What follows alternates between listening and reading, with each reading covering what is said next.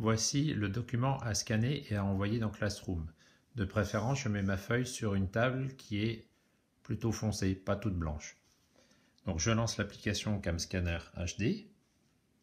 Donc là j'avais fini un scan, je reviens au début.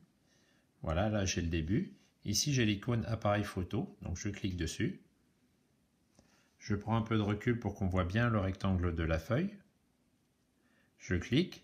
Si j'ai plusieurs photos à prendre, je le fais plusieurs fois, mais généralement je n'en ai qu'une seule. Donc là je clique sur terminer. Il reconnaît le rectangle tout seul, c'est pour ça que le contraste est important. Si ça n'a pas bien marché, je le fais à la main. En haut à droite, je clique sur continuer. Il a scanné. Alors de base, il est en automatique. S'il y a des couleurs, vous essayez d'autres choses pour que ça rentre bien. Moi, j'aime bien mettre en magique. Continuer. Et là, il faut sauvegarder. Alors pour sauvegarder, je vais l'envoyer dans les photos. C'est ce qu'il y a de plus pratique. Je vais cliquer sur la coche qui est là. Ensuite, je coche mon document que je veux sauvegarder. Et ici, j'envoie dans l'icône photo à nouveau en bas à droite. Vous voyez l'icône photo ici. Hop, il envoie une photo et c'est fait. Donc je peux fermer CamScanner HD. Je vais dans l'application Classroom. Donc Classroom, je l'ai lancé. Dans les Classroom, je choisis le cours que je veux. Donc là, j'y suis. Je vais dans Travaux et Devoirs, en bas. C'est plus simple à voir où j'en suis. Et ensuite, je vais dans le devoir où je dois rendre l'image. Là, c'est par exemple les métiers du cinéma. Donc les métiers du cinéma, je rentre dedans.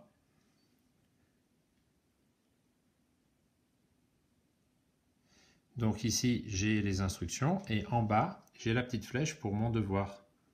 Je clique sur la petite flèche et c'est là où je vais pouvoir ajouter une pièce jointe. Donc je clique sur ajouter une pièce jointe.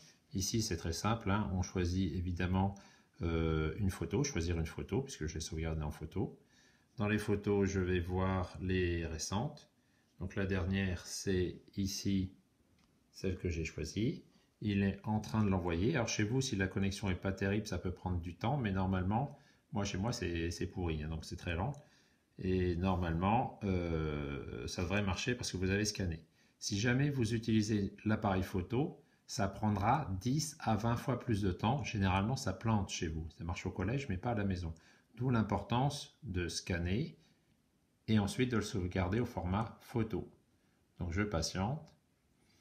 Je suis à la maison comme tout le monde, donc il y a beaucoup de monde sur Internet, donc c'est lent. J'attends que ça aille jusqu'au bout. Là, on voit si ça plante. Si ça plante, ça avance plus et vous refaites la procédure. L'intérêt de scanner comme ça, c'est aussi que pour nous, ça sera beaucoup plus facile de vous renvoyer les copies corrigées puisqu'elles seront moins grosses, moins volumineuses. Donc là, on voit ici, j'ai une deuxième pièce jointe, c'est celle que j'ai envoyée. Et pour indiquer au professeur que vous avez fini, vous pouvez rendre le devoir. Si vous n'avez pas fini, vous continuez à travailler. Vous allez faire toute votre vie ailleurs comme vous voulez. Vous revenez ici, vous pouvez rajouter des pièces jointes. Donc si jamais vous voulez retoucher votre copie, vous pouvez supprimer l'ancienne et ajouter une pièce jointe du nouveau scan de votre nouvelle copie ou d'une deuxième feuille. C'est aussi comme ça que vous pourrez ajouter du son ou des vidéos. Voilà, c'est fini. Appuie sur rendre le devoir. C'était presque fini, on va rendre le devoir. Voilà. Je suis sûr de rendre le devoir. Et si jamais un jour vous voulez retravailler dessus, vous annulerez la remise. Voilà, le devoir est rendu, votre professeur est prévenu que vous avez terminé. Merci. À bientôt.